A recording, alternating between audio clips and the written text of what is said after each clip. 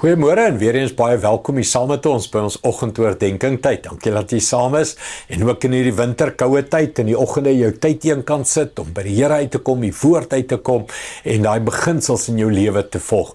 Ons is in die boek Psalms. Ons het sê oor winter in die Psalms. Nou vandag Psalm 2 is dalk nou nie 'n versie van opbouend of wat ook al nie, maar ek moet dit met jou deel. Psalm 2 vanaf vers 7 tot 8 sê: Ek wil die vaste besluit bekend maak.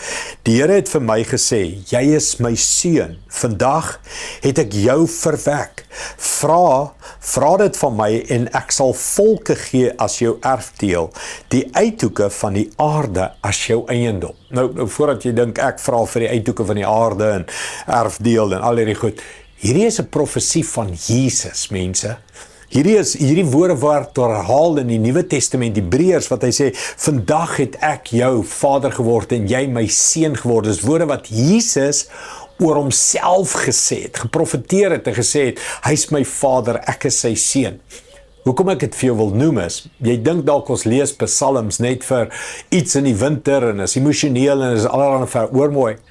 Die woord, die skrif, die Psalms kan vir jou 'n spieël wees oor jou doel, oor jou destiny. Hierdie vers het Jesus gevorm as kind om vir hom te sê, jy's die Messias, jy's die seun van God. Jy het 'n erfdeel van volke. Die Here gaan vir jou die uithoeke van die aarde gee. As jy by God gaan bly, by die Vader gaan bly, jou verhouding met God gaan sterk maak, gaan jy eendag die naam bo elke naam wees. En hierdie skrif het vir Jesus identiteit gegee.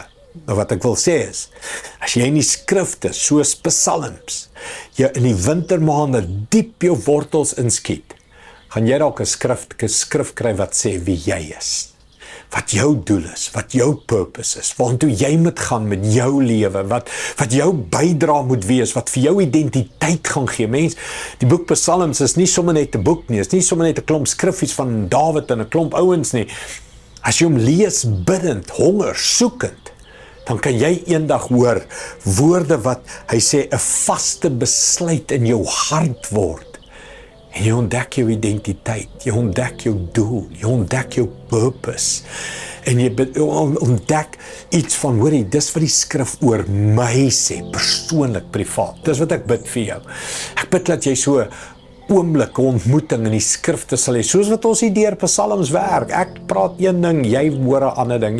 Jy hoor 'n skrif wat net sê wie jy is, wat jou doel is, waartoe jy op pad moet wees. En jy kry identiteit. Dat dit met Jesus gebeur, hoekom kan dit nie ook met jou gebeur? Hierdie skrif het Jesus gevorm, hoekom kan Psalm nie ook jou vorm nie? Kom ons bid dit saam. Hemelse Vader, baie dankie vir die krag van die lewende woord.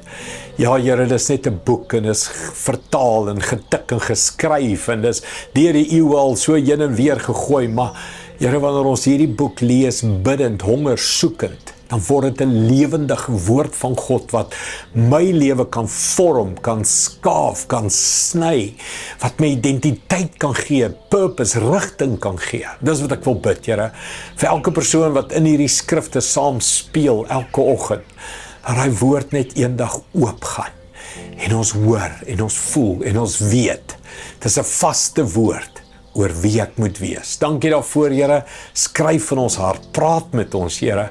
Ons is honger, ons is gretig om te hoor wat U vir ons sê. Dankie daarvoor in Jesus naam. Amen. Dankie, liewe vriende, sien jou weer môre. Trots geborg deur Evergreen Turf.